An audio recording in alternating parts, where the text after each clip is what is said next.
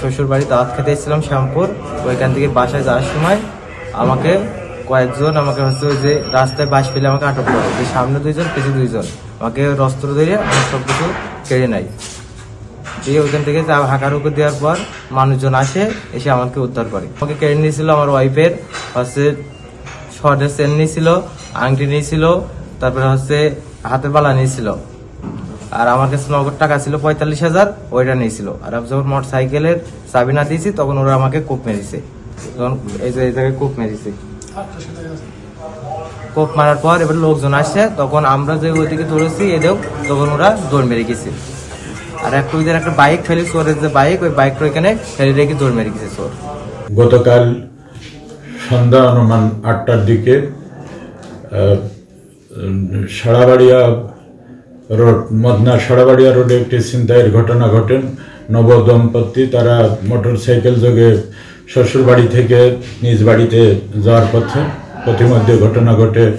4 জন ছিনতাইকারী তাদের গতিরোধ করে ওই ভিকটিমের ওয়াইফের স্বর্ণের বালা এবং টাকা ছিনিয়ে নেয়।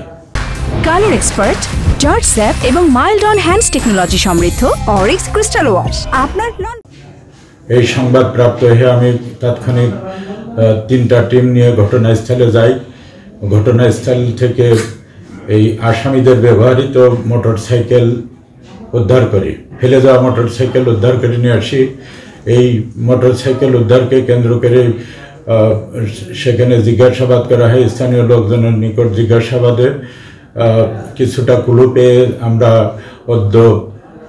জেলা গোয়েন্দা শাখা এবং দর্শনা থানা পুলিশ ব্যাপক অভিযান পরিচালনা করে ছিনতাই কাজে অংশগ্রহণ করি। 4 জন ছিনতাইকারীকেই অ্যারেস্ট করতে সক্ষম হই।